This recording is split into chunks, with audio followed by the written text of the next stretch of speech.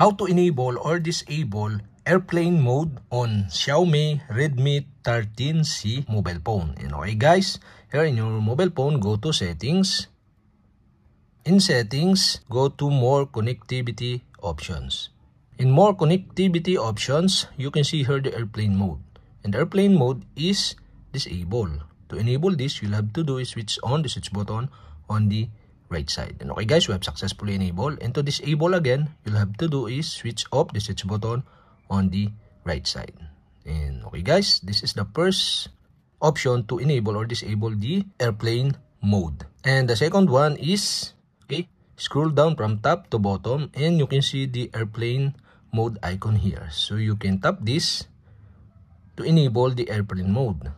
And you can tap again to disable. And that's it.